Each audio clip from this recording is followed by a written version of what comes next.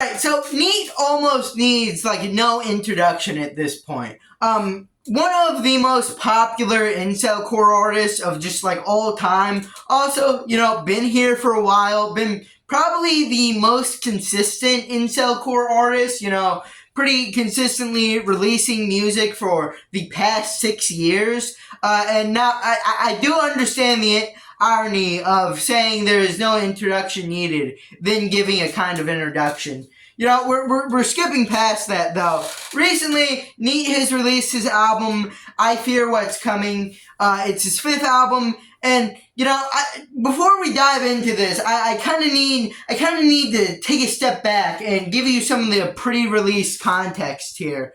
Because there were kind of stuff that was making me a little worried. Now, the first thing that I've seen people talk about, in my comments, or at least one person's talked about this, is a lot of this album consists of songs that have already been released before it.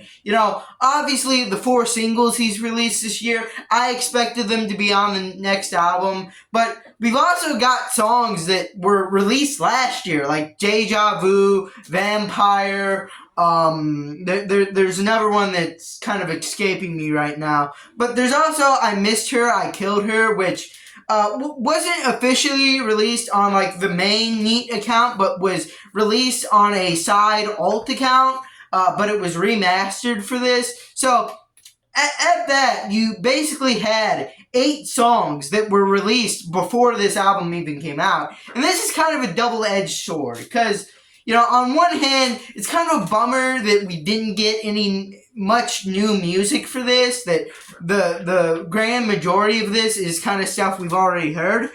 But also, on the other hand, I like those songs. I like the singles he released there. So, knowing that they make up most of the album means the album can only be so bad. Like, even if like the other 5 tracks that he introduced here completely sucked, I'd still like 8 out of the 13 tracks. So, he only had so much room for failure. So there is a little bit of a double-edged sword there.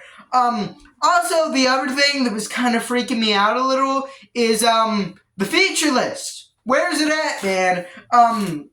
Now, on the past 2 albums he released, Untrained and Stillborn Superstar, he had 4 features. In fact, the same 4 exact features: Crush Socks, Fried by Fluoride, Heartbreaker, and Death Tech. Here, he only brought one of those guys back, Heartbreaker, which, is kind of disappointing. I would have been really looking forward to another Fried by Fluoride feature, especially considering that guy hasn't made music in nearly a year. His last release was on the New World Order comp, and it's almost been like a year and 3 months since he officially released a single on his own. So I would have been really hyped to see a feature from him. I also would have been really hyped to, maybe see some new faces on a Neat album, like Blah, like Loser 64, even like someone he hasn't collaborated with, like Thrift Store Firearms. Just throwing names out there. I would have liked to see him like kind of collaborate with some different people, but unfortunately we only get a Heartbreaker feature here, which I think Heartbreaker does a good job on that song. I think Broken Through is a really good song off of here, even a highlight I would call it. But it was a little bit of a shame we didn't get like a big feature list. But besides that, let's get into the album. You can't tell how good an album's gonna be until you actually sit down and listen to it, and it's not bad. Alright, it's not bad. Out of like all of these tracks, I'd only call like one song bad, and that's the ending, I Fear What Is Coming. It's basically just him like talk singing for like the first minute, and then for the last 3 minutes he just goes, ah! And that's the song. I don't know what the ideal was there. If you like really pretentious indie music, first off, I don't, so that's why I don't like this. But if you like it, hey, maybe the song is for you. Besides that, though, I think every other track's pretty serviceable here. Out of the new songs we got, I'm thinking like Loser may be my favorite. I think it's very catchy. I think it's very energetic. Also, same can be said with Burnout.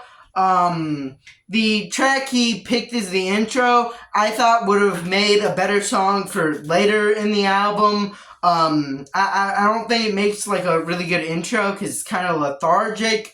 But I think it would have served better as a later on track. But it sounds good. It sounds good. Definitely, I would give it that.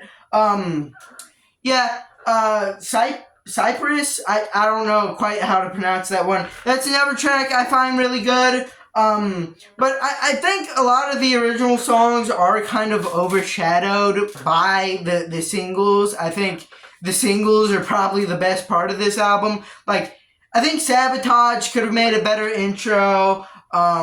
Make You Sick is probably my favorite off the entire album, with this very heavy guitar riff, very menacing. I've already talked about the song in a video before, called like the best songs of 2026 so far.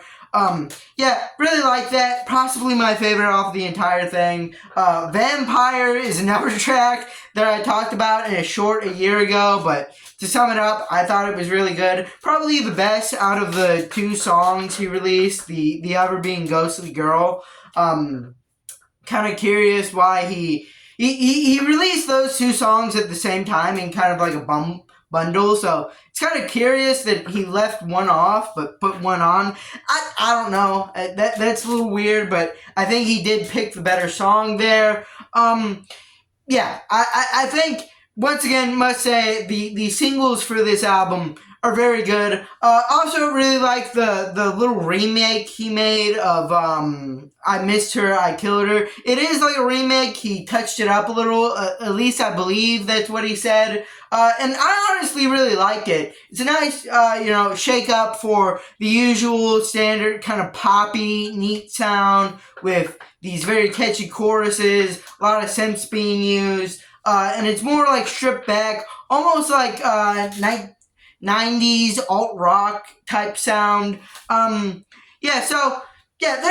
is a lot to like about this album, but I would be lying if I didn't say I was a little let down. Again, hey, a thing being like a little disappointing isn't the same thing as it being bad. It's just that, with me, you do have like pretty high expectations that are, pretty hard to meet. And I think this album does fall victim to that a little bit. But overall, definitely serviceable. All right, even a little better than serviceable. Strong 7. Strong 7 is what I'd label this album with. Good album. I don't know where I would place it in Neet's catalog. Maybe like, if I was ranking these albums, I'd probably put it 4th. I think it's a little bit better than Untrained, but I think, Uneducated, Unemployed, and Stillborn Superstar are still probably a little better than it. But hey, this was just, kind of the first impressions of this. Who knows? This album may, really grow on me. But yeah, that's just my thoughts on it right now. If you like this video, leave a like, subscribe, comment down below, and bye-bye.